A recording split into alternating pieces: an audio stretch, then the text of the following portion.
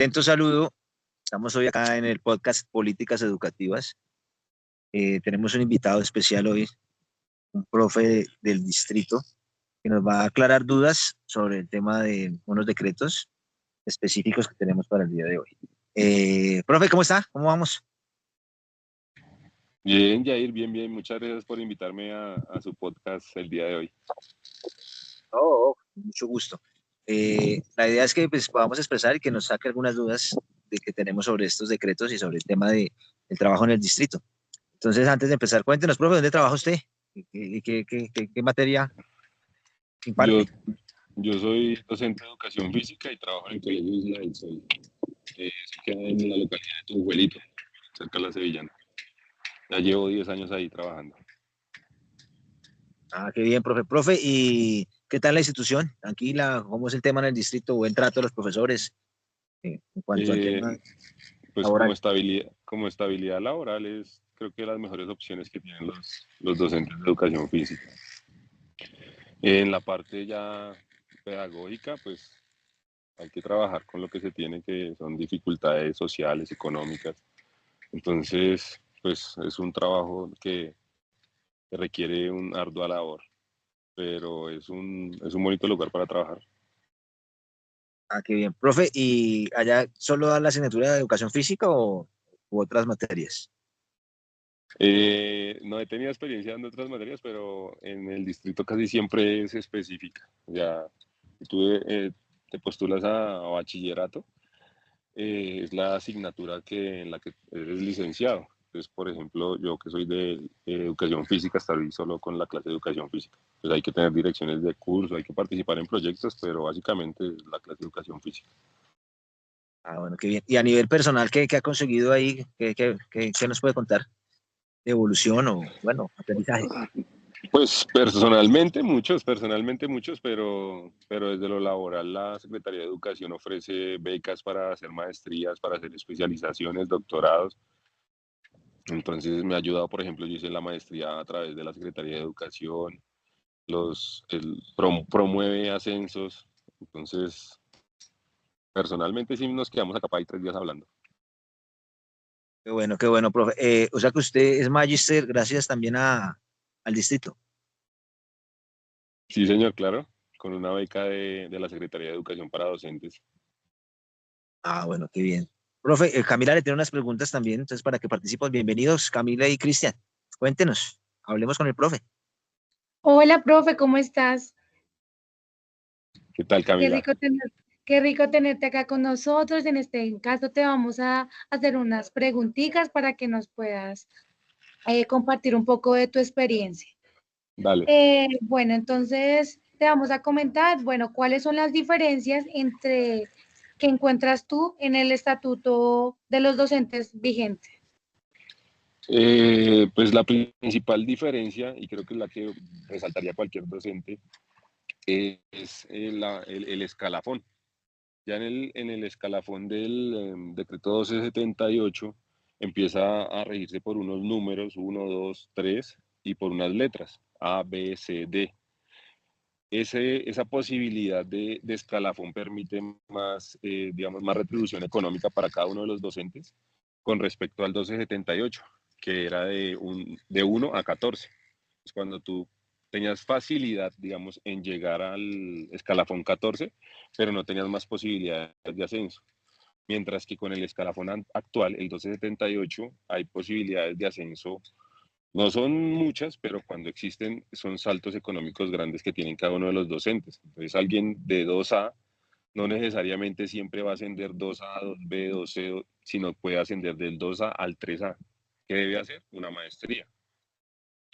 Y para, digamos, ascender sin necesidad de tiempo o presentar algo, una persona que esté en 3A y hace un doctorado, de una vez también tiene un ascenso. Entonces tiene un 3AD, 3A con doctorado. Y eso también es otro ascenso económico. Cuando hay posibilidades de ascenso grupales también, entonces podrá presentarse para un examen y podrá llegar al escalafón más alto, que es el 3D con doctorado. Entonces, en diferencias económicas son grandísimas y creo que es el principal beneficio que tiene el actual sobre el anterior. Ah, listo, profe, muchísimas gracias. Otra preguntita. ¿qué factores considera que implica para el maestro estar vinculados a cada uno de los estatutos? ¿Qué factor? ¿Me puedes repetir, por favor, Camila? ¿Qué factores considera que implica para el maestro estar vinculado a cada uno de los estatutos? O sea, ¿qué implica estar en el decreto y qué implica estar en el otro? Ah, bueno, ya, pues lo del factor económico fue lo que les expliqué ahorita y en el segundo momento sería la evaluación, pues que, digamos, los anteriores profesores del antiguo decreto no tenían que creo que también es una posibilidad, ¿no? De evaluarse y de ser evaluados y a través de esa mecánica de evaluación poder mejorar su praxis. Entonces ese es otro factor que implica estar en el actual. Es decir, eres sujeto de evaluación cada año en tu ejercicio. El segundo, pues las posibilidades que les decía de estudiar, antes no habían tantas posibilidades, o más bien eran más sencillas, más simples de abordar. Entonces ya no era una especialización o una maestría o un doctorado, sino antes con un curso que tú podías hacer tomado particularmente, también era una forma de ascenso. Entonces, digamos, es en términos de cómo se vea la educación, si es un factor determinante para el ejercicio docente. Ah, listo, profe, muchísimas gracias. Listo, otra preguntita. Bueno, compañero, regálame la tercera pregunta aquí para el profe. Mi profe, muy buenas tardes. Un Hola, gusto Cristian. saludarlo. Profe, esta pregunta nos dice, ¿considera que existe equidad en los sistemas evaluativos que le realizan a los maestros desde los estatutos, los dos estatutos? Hay algo que dices ahí, como decía, hay equidad, y yo lo llamo en términos de justicia. Pienso que con respecto a lo que se hacía antes, la evaluación no era un factor determinante. Eso sin decir que es bueno o malo. Y en este momento sí, siendo un factor determinante, permite que uno vaya, se rete y vaya haciendo de la clase un espacio transformador para los estudiantes. Entonces, la evaluación pienso que no es equitativa, pero en su tiempo fue justa y en este momento creo que también es justa. Listo, mi profe. Tenemos otra preguntita que dice, ¿considera que hay diferencias en condiciones económicas, estabilidad laboral, en oportunidades de formación entre los docentes pertenecientes al sector público y privado? Uy, yo te iba a decir, ya te respondí esa pregunta en la primera, pero ya cuando mezclas lo privado es una diferencia Totalmente abismal. diferente. Es abismal porque la estabilidad laboral, el privado Es no te diferente. lo da. Así tú trabajes 20 años, pero siempre vas a estar supeditado a que al finalizar el año te pasen una carta donde te digan te renovamos o no te renovamos. En cambio, en lo público, ya después de que tú estás nombrado, tienes una estabilidad, mejor dicho, prácticamente hasta la pensión. Entonces, creo que ahí sí es totalmente diferente. Lo privado y lo público son espacios económicos para el docente muy diferentes, muy diferentes. Muy bien, profe, muchas gracias por el aporte. ¿Alguien desea tomar la palabra? Bueno, profe, y entonces regálenos ahí, usted se nota que trabajó también en lo privado, una diferencia que no sea la que acabo de decir entre esos dos sectores, entre privado y público. El desgaste, el desgaste en el privado, tú puedes dar clase de 6:30 de la mañana a 3:30 de la tarde todas las horas, desde preescolar a 11, y sin espacios de trabajo pedagógico, sin espacios para poder ejercer tu labor, y en el público tienes esos espacios, entonces ya se reduce la carga, hay acuerdos en donde entonces son 30 horas de permanencia, pero son 22 de clase, entonces tienes 8 horas para hacer un trabajo, eh, digamos, teórico importante que se refleje en la práctica. Entonces es el desgaste que creo un profesor que trabaje 20 años en lo privado y un profesor equitativamente hablando podría trabajar 40 años en lo público. Es decir, es el doble del desgaste hacerlo en el privado que en el público. Profe, qué pena una pregunta. ¿Y qué tal la población? ¿Es dispersa, atenta o en el colegio que su merced está trabajando? Uy, esa es una bonita pregunta. Es una población migrante. Casi siempre los que viven en Isla del Sol son de economía zapateros o del calzado. No quiero ser despectivo ahí con el término. Son migrantes, son de condiciones económicas precarias, pero socialmente muy respetuosos y con una visión de la educación que les va a permitir surgir de condiciones socioculturales difíciles del sector. Entonces son de Huila, son de Nariño, de esos sectores que han venido migrando y que a través del barrio han desarrollado la parte económica que casi siempre va a ir dirigida al calzado, es decir, a remontar o a crear suelas o tener los insumos del pegamento. Todo ese sector va a tener eso. Pero es una población respetuosa. Yo te puedo decir, resumir que es una población respetuosa que quieren aprender, que quieren aprender. O sea, no hay un espacio ahí como para otros caminos, sino el surgir con la educación. Listo, mi profe. Listo, profe. Ya para darle cierre, su merced como docente en nuestra área, ¿qué nos recomienda nosotros como futuros educadores físicos? Ay, que lo disfruten porque si no se disfruta esto va a ser muy pesado. Que lo disfruten cuando se encuentren con los chicos, que lo disfruten cuando planean una clase, que lo disfruten cuando lo evalúan, pero también que disfruten cuando están con los compañeros docentes, que, que le den un valor a la clase de educación física, que ya antes no tenía, ahora ha venido teniendo un lugar, y si llegan profesionales cada vez más preparados con un discurso estructurado, teórico, en donde uno puede hablar tranquilamente desde las leyes, pero también desde los autores, te vas a dar un lugar y vas a darle un lugar a la clase de educación física que te va a permitir disfrutar el resto de tu labor. Listo, profe. Muchísimas gracias. Gracias por tu espacio. Compañeros, ¿algo por decir? Profe, muchas gracias. Gracias por participar de nuestro podcast, de nuestras preguntas y ampliarnos en la visión sobre los educadores físicos. Gracias por esas palabras Muchas basadas gracias, en su profe. experiencia. Que esté muy bien. Chao, Gracias. profe. Hasta luego. Bueno, Camila, Cristian, y ahí que estén bien.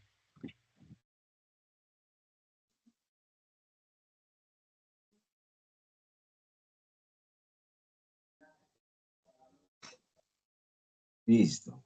Bueno, atento saludo. Hoy estamos en una entrevista con una profe de colegio público que se llama Natalia Alvarado. Colegio privado.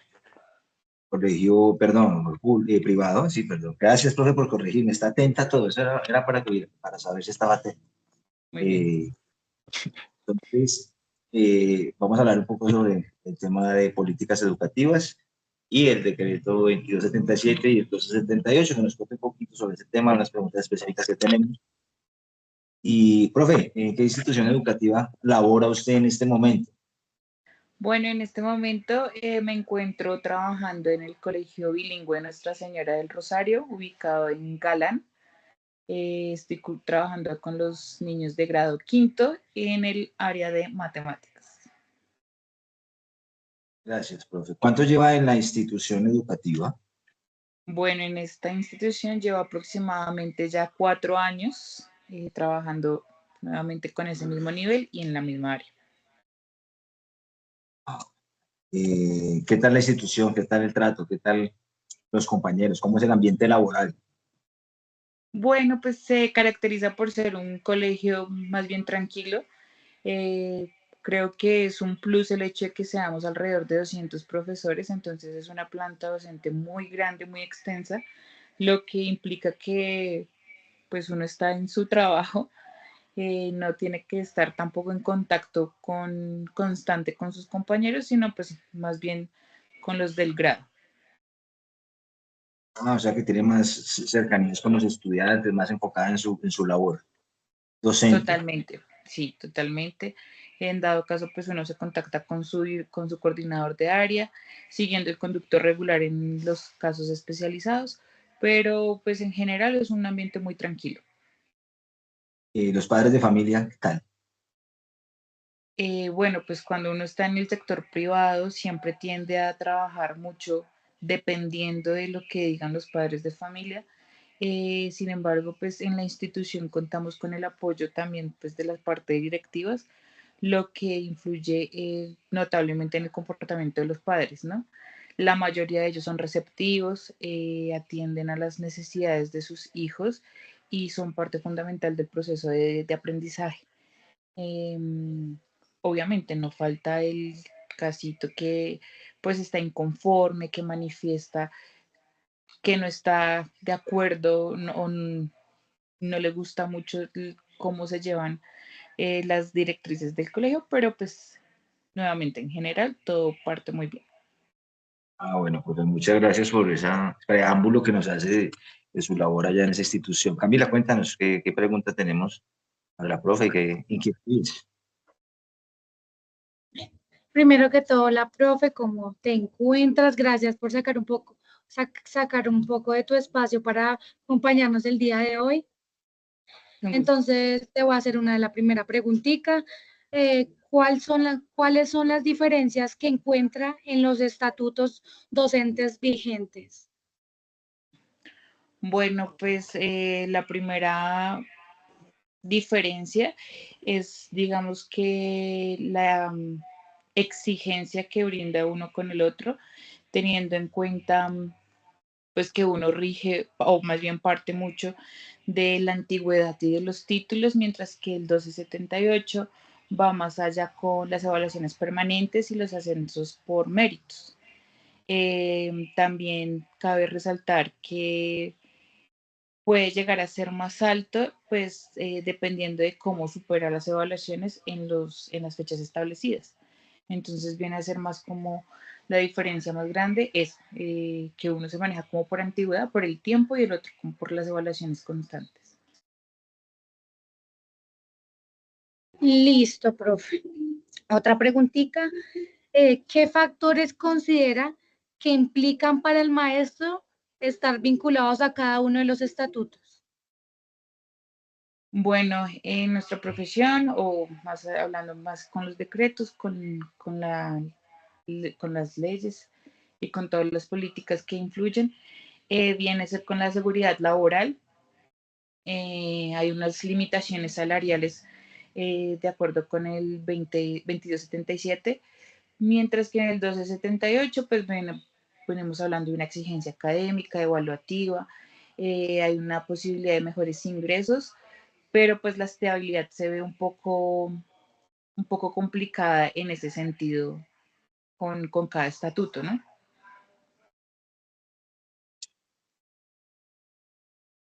Listo, profe. Compañerito Cristian, cuéntame las otras dos preguntitas.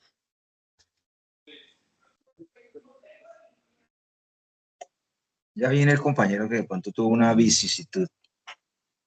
Pero adelantemos la pregunta, Camila, porque me Sí, da por pena. ahora continuemos porque mi compañero se quedó quieto.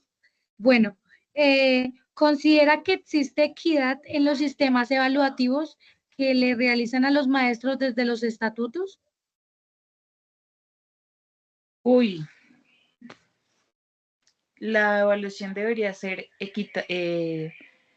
sí, cosa contar con una equidad en general, ¿no? Pero siento yo que de pronto no hay una equidad total porque con el del 2002 podemos ver que hay unas evaluaciones constantes a estos nuevos profesores, ¿no? Mientras que en la anterior no. Entonces se puede llegar a generar una percepción de desigualdad en los diferentes niveles de exigencia entre nosotros los colegas, ¿no? Partiendo también, pues obviamente, de los estudios, de la experiencia de cada uno. Entonces, si me lo preguntas, yo te diría que no, que a mi parecer no hay una equidad total. Listo, profe. Última preguntita. ¿Considera que hay diferencia entre las condiciones económicas de estabilidad laboral y oportunidades de formación en los docentes que están en el sector público y del privado. Uy, sí, ahí sí se ve una gran diferencia, porque, bueno, si bien es un poco complicado ingresar al sector público por la evaluación docente, y que en ella pues se ve reflejado los profesionales, ¿no? Los de las otras carreras. Entonces, hemos visto que un ingeniero de pronto se lanza a hacer el examen sin saber con conocimiento previo a todo lo que lleva a cabo ser un pedagogo. Ahora, con la estabilidad, pues en el sector privado dependemos mucho de los contratos de cada institución. Puede llegar a ser un contrato a término fijo, indefinido, pero pues de todas maneras siempre estamos con esa presión de que a final de año, o bueno, a final de cada ciclo escolar, cuál será la respuesta por parte de las directivas. Entonces, sí, claro, la estabilidad en el sector público pues es aún más rígida y pues más fuerte en ese sentido. No sé si mi compañero Jair tiene alguna preguntita a hacerle aquí a la profe. Tengo una cantidad de incógnitas, pero por el tiempo no puedo decirlas todas. Pero, Entiendo. sí, eh, la asignatura que usted da es matemática, ¿cierto? Correcto. Sí. El área de matemáticas en la institución el área de matemáticas y todo el tema, ¿es bien vista ante todo el colegio o hay prioridades o cómo es el tema ya? Pues lo que pasa es que en el colegio nosotros manejamos un método Singapur para la enseñanza de las matemáticas, en el que se basa, que es más lúdico y se divide en tres partes: en lo concreto, lo abstracto y lo pictórico, que lleva al estudiante a un proceso de racionamiento lógico un poquito más rápido, por lo que ellos pueden llegar a hacer operaciones mentales más ágiles dentro de la comparación de otros colegios, ¿no? Además se le suma el plus de que es en inglés, porque es un colegio bilingüe. Entonces, estas asignaturas se dictan en una segunda lengua, así que pues matemáticas es un fuerte en este colegio, contando, como les digo, el método Singapur y pues que sea en inglés. Bueno, qué bien. Otra incógnita, el tema de condiciones laborales, es cumplido el salario, pagan todo lo de ley, es un colegio que cumple con esos. Sí, sí, nosotros pues manejamos un escalafón diferente al que tengo entendido que manejan en el público, pero ahí se trabaja también con incentivos. Entonces, los profesores que son bilingües tienen un poquito más de salario. Aquellos profesores que son certificados con alguna prueba internacional según el marco común europeo también vuelven a tener un incentivo. Antigüedad también hace que cada cierto tiempo se incremente el salario.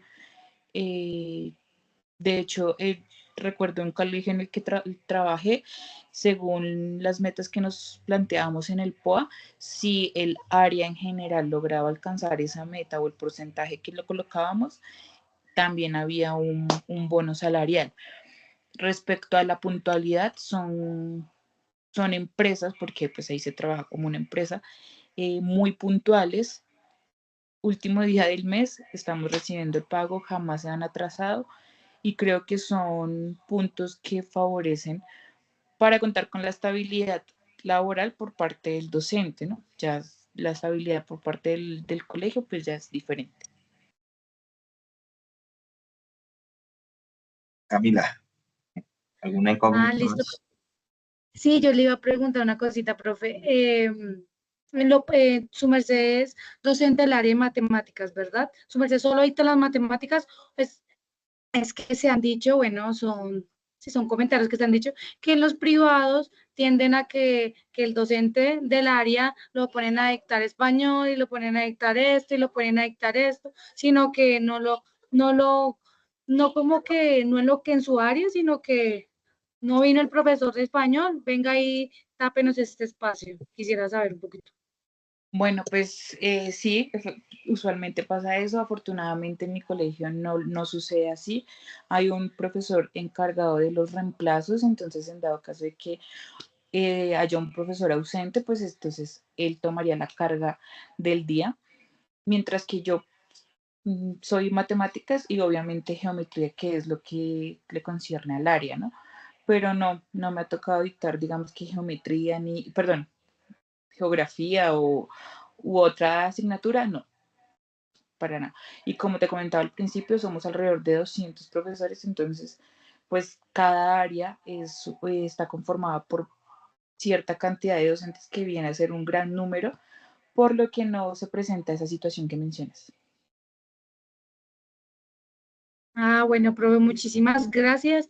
No sé, quisiera que como parte tuya, como teniendo en cuenta tu experiencia laboral como docente, ¿qué consejo nos darías para nosotros dos futuros docentes en formación? Mucha paciencia, amor a lo que hacen. Se van a encontrar con estudiantes o incluso situaciones diarias que los harán replantearse su profesión. Pero si su corazón los trajo hasta acá, van por un muy buen camino y la vocación es lo que va a hablar. La satisfacción del deber cumplido es mayor cada día. Listo, profe. Muchísimas gracias. Gracias por tu espacio, por compartir tu experiencia con nosotros. No sé, compañeros, ¿algo por decir? No, señora, ya creo que ya fue suficiente. Cristian, ¿va a preguntar algo? No, ¿Ya?